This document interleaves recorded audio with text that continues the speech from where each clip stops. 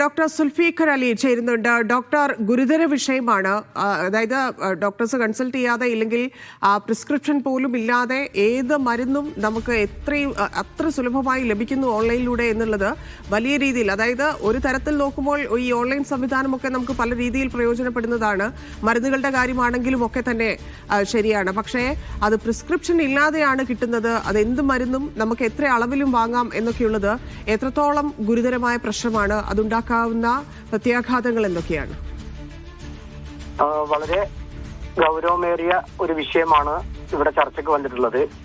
സ്വാഭാവികമായും രോഗികളും ആരോഗ്യരംഗത്തെ മുഴുവൻ ആളുകളും ഞെട്ടിപ്പിക്കുന്ന രൂപത്തിലുള്ള റിപ്പോർട്ടുകളാണ് ഇപ്പൊ പുറത്തു വന്നിട്ടുള്ളത്. ഇതിൽ പ്രധാനമായും ശ്രദ്ധിക്കേണ്ട ഒരു വിഷയം, ഓൺലൈൻ ഡ്രഗ് ട്രാൻസാക്ഷന് വേണ്ടിയിട്ടുള്ള നിയമപൂർവം പ്രവർത്തിക്കുന്ന വെബ്സൈറ്റുകളും അതേപോലെയുള്ള മൊബൈൽ ആപ്ലിക്കേഷനുകളും ഇന്ന് നിലവിലുണ്ട്. അവർ ചെയ്യുന്നത് ഡോക്ടർമാരുടെ പ്രിസ്ക്രിപ്ഷൻ അതേ രൂപത്തിൽ തന്നെ സ്കാൻ ചെയ്ത് ആ ഡോക്ടർമാരുടെ രജിസ്ട്രേഷൻ അടക്കമുള്ള കാര്യങ്ങൾ അതിൽ ഉൾപ്പെടുത്തിക്കൊണ്ട് GST അടക്കമുള്ള ബില്ലുകൾ നൽകിക്കൊണ്ട് മരുന്നുകൾ കസ്റ്റമർക്ക് നേരിട്ട് കൊടുക്കുന്ന സംവിധാനങ്ങൾ ഇന്ന് ആധികാരികമായിട്ട് തന്നെ ഇന്ത്യയിൽ പ്രവർത്തിക്കുന്നുണ്ട്.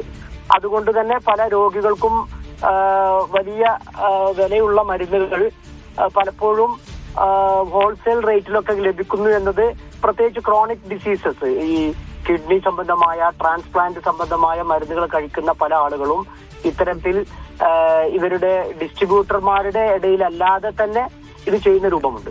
പക്ഷെ ഇത് ഇത്രയും ഗുരുതരമായിട്ടുള്ള വിഷയമായിട്ടും അതിനൊരു കടിഞ്ഞാണിടുന്നില്ലേ? ഒരു കൺട്രോളുമല്ല കാര്യങ്ങൾ എന്നുള്ളത് കൂടിയാണ്. അത് പ്രത്യേകിച്ച് സംഘടനകൾ അതിൽ ഇടപെടേണ്ടതല്ലേ? അല്ല, ഇതിന്റെ ഒരു പ്രോബ്ലം എന്താന്ന് വെച്ചാൽ, ഇതിപ്പോ കരിഞ്ചന്തക്ക് ലഭിക്കുക എന്ന് പറഞ്ഞിട്ട് നമ്മൾ സാധാരണ പറയുന്ന ഒരു പ്രയോഗമുണ്ട്. ഇപ്പൊ ഇവിടെ പല മാഫിയകളും മരുന്നുകൾ മാത്രമല്ല മറ്റു പല സംവിധാനങ്ങളും ഇല്ലീഗലായി പ്രവർത്തിക്കുന്ന സംവിധാനങ്ങളുണ്ട്. ഇതിനെ നിയന്ത്രിക്കേണ്ടത് ആരോഗ്യവകുപ്പിന്റെ ഒപ്പം തന്നെ സൈബർ സെല്ലുകളും അതേപോലെയുള്ള ഏജൻസികൾ, ഇത് കൊണ്ടുകൊടുക്കുന്ന കൊറിയർ സർവീസുകൾ അടക്കമുള്ള ആളുകളെ നിയമവിധേയമാക്കുക എന്നുള്ളതാണ് ഇതിന് പരിഹാരം. അല്ലെങ്കിൽ സംഭവിക്കുക, ഇപ്പോ ഉത്തരേന്ത്യയിലൊക്കെ കഫ് സിറപ്പ് ഉപയോഗിച്ചുകൊണ്ട് അതിലുള്ള ചില കണ്ടന്റുകൾ അടക്കമുള്ള, അപ്പൊ ഇതിൽ സംഭവിക്കുന്നത് ഇത്തരം ലോ ക്വാളിറ്റി മെഡിസിൻസ് കംപ്ലീറ്റ് ഇത്തരക്കാർ വാങ്ങുകയും എന്നിട്ട് ഓൺലൈനിലൂടെയാണ് ഇത് നടക്കുന്നത്. മുമ്പൊക്കെ ചെയ്തിരുന്നത് ഈ ഉത്തേജക മരുന്നുകൾ എന്ന് പറഞ്ഞുകൊണ്ട് ലൈംഗിക ശേഷി കുറഞ്ഞ ആളുകൾക്കുള്ള സ്വകാര്യമായി നൽകിയിരുന്ന മരുന്നുകളായിരുന്നു ഈ പ്ലാറ്റ്ഫോമുകളിൽ വിതരണം ചെയ്തത്. ഇപ്പൊ അതിൽ നിന്ന് മാറിക്കൊണ്ട് മറ്റു മരുന്നുകളിലേക്കും കൂടി വരുന്നു എന്നുള്ളത് ഒരു പൊതുജനാരോഗ്യ പ്രശ്നം തന്നെയാണ്. അത് അത്തരം പ്രശ്നങ്ങൾ ഉയർത്തിക്കൊണ്ടുവരേണ്ടത് മാധ്യമങ്ങളുടെ പ്രത്യേകമായ ബാധ്യതയാണ്. സ്വാഭാവികമായും മീഡിയ വണ്ണിനെ പോലെയുള്ള ഒരു ചാനൽ അത് ഉയർത്തിക്കൊണ്ടുവരികയും മറ്റുള്ളവർ ഇതിനെപ്പറ്റി ബോധവൽക്കരിതാവുകയും ചെയ്യുമ്പോൾ സർക്കാർ നടപടികൾ ഉണ്ടാകും. കാരണം ഇവിടെ ലീഗലായി നടക്കുന്ന thank you doctor Zulfiqar Ali.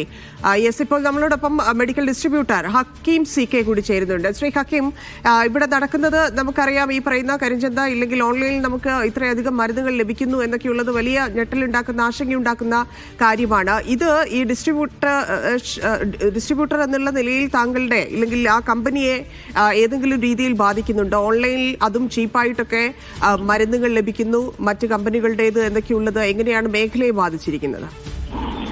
ഇത് ഞാൻ 12 വർഷമായിട്ട് ഈ മെഡിക്കൽ മേഖലയിൽ വർക്ക് ചെയ്യുന്ന ഒരാളാണ്. മെഡിസിൻ ഡിസ്ട്രിബ്യൂഷനാണ്. അപ്പോ ഹലോ, കേൾക്കാമോ? പറഞ്ഞോളൂ. കേൾക്കാം. 12 വർഷമായിട്ട് ഞാൻ ഈ മേഖലയിൽ വർക്ക് ചെയ്യുന്ന ഒരാളാണ്. എനിക്ക് മെഡിക്കൽ ഡിസ്ട്രിബ്യൂഷൻ ഉണ്ട് കണ്ണൂര്. അപ്പോ ഇപ്പോ ഉള്ള ഒരു പ്രവണത എന്ന് വെച്ച് കഴിഞ്ഞാൽ, ഈ ഡോക്ടേഴ്സിന്റെ അടുക്ക പിന്നെ ഈ ഡിജിറ്റൽ മാർക്കറ്റിംഗ് വഴി മരുന്ന് കമ്പനിക്കാർ, അതായത് ഉത്തരേന്ത്യയിൽ നോർത്ത് ഇന്ത്യയിൽ നിന്ന് ഉണ്ടാക്കുന്ന മരുന്ന് കമ്പനിക്കാർ ഡിജിറ്റൽ മാർക്കറ്റിംഗ് വഴി നേരിട്ട് ഡോക്ടറിലേക്ക് പിന്നെ ഡിജിറ്റൽ മാർക്കറ്റ് ചെയ്യും. അതിൽ നിന്ന് നമ്പർ അവർ എടുത്തിട്ട് കമ്പനിക്കാർ ഡയറക്റ്റ് ഇവരെ കോണ്ടാക്ട് ചെയ്തിട്ട് സെയിൽ ചെയ്യുന്ന ഒരു ഏർപ്പാടാണ് ഇപ്പൊ നടന്നുകൊണ്ടിരിക്കുന്നത്. അത് സർക്കാർ ആശുപത്രികളിലും സ്വകാര്യ ആശുപത്രികളിലും അത് നടക്കുന്നുണ്ടോ? സർക്കാർ ആശുപത്രിയിലല്ല, സ്വകാര്യ ആശുപത്രിയിലാണ് ഇത്. പ്രത്യേകിച്ച് ചെറിയ ചെറിയ ക്ലിനിക്കുകളിലേക്ക്, അതായത് ചെറിയ ചെറിയ ഡോക്ടേഴ്സിന്റെ ക്ലിനിക്കുകളുടെ ഇടയിലേക്കാണ് ഇത് പിന്നെ ഇവരെ ടാർഗറ്റ് ചെയ്യുന്നത്. ഈ കമ്പനികൾ ഡയറക്റ്റ് അവരെ ഡോക്ടറിലേക്ക് പിന്നെ ടാർഗറ്റ് ചെയ്തിട്ടാണ് ഈ ലോബികൾ പ്രവർത്തിക്കുന്നത്. അത് നിങ്ങൾക്കുണ്ടാക്കുന്ന ലോസ് എന്താണ്?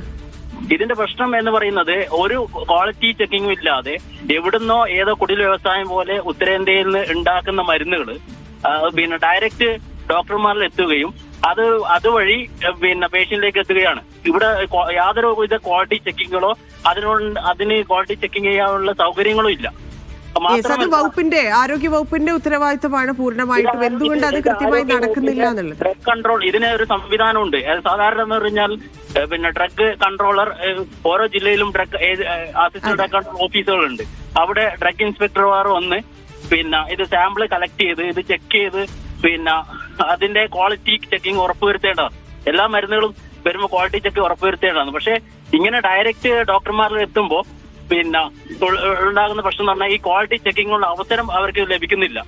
മാത്രമല്ല പിന്നെ ഇതിന് ഡോക്ടർമാർ ബലിയാടാവുകയാണ്. ഡോക്ടർമാർക്ക് അറിയില്ല ഇത് പിന്നെ ഇപ്പൊ മധ്യപ്രദേശിൽ ഡോക്ടേഴ്സിനാണ് അറസ്റ്റ് ചെയ്തിട്ടുള്ളത്. അപ്പോ ഇതില് ഡോക്ടർമാർ ബലിയാടാവുകയാണ് ചെയ്യുന്നത്. കാരണം അവർക്ക് പിന്നെ ഇത് നല്ല ക്വാളിറ്റിയുള്ള മെഡിസിൻ ആണോ അല്ല എന്നുള്ള സംവിധാനം ഇല്ല. ഇത് ചെക്ക് ചെയ്യാനുള്ള സംവിധാനം അവിടെ ഇല്ല. പക്ഷെ ഇത് ചെയ്യേണ്ടത് ഡ്രഗ് കൺട്രോളറാണ്.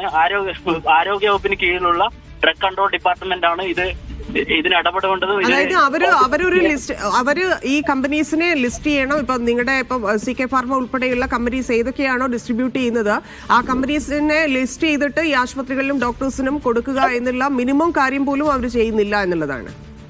ഇല്ലില്ല, ഇത് പിന്നെ ഡ്രഗ് കൺട്രോളർ ഇത് കാര്യക്ഷമമായി ഇതിൽ ഇടപെടുന്നില്ല എന്നതാണ് ഇതിന്റെ വസ്തുത. കാരണം ഇത് പിന്നെ ഈ ഇവിടുന്നൊക്കെ മരുന്ന് കേരളത്തിലേക്ക് വരുന്നുണ്ട്. ഇപ്പം ഇവിടുന്ന് മധ്യപ്രദേശില് 25 കുട്ടികൾ മരിക്കാനിടയുണ്ടായ കമ്പനി കേരളത്തിൽ പോലും അത് പിന്നെ മരുന്ന് ഡിസ്ട്രിബ്യൂട്ട് ചെയ്തിട്ടുണ്ട്. എന്റെ നാടായ കണ്ണൂരിൽ പോലും അത് അവൈലബിൾ ആയിട്ടുണ്ട്. അപ്പോ ഇത് ചെക്ക് ചെയ്യാനോ പിന്നെ ഇതിനുള്ള പിന്നെ നടപടികൾ ഡ്രഗ് കൺട്രോളിന്റെ ഭാഗത്തുനിന്ന് എടുക്കുന്നില്ല. ഈ ആരോഗ്യവകുപ്പിന്റെ കീഴിലുള്ള ഡ്രഗ് കൺട്രോളിന്റെ ഭാഗത്തുനിന്ന് എടുക്കുന്നില്ല എന്നാണ് ഈ കാര്യത്തിൽ ഉണ്ടാകുന്ന പ്രശ്നം.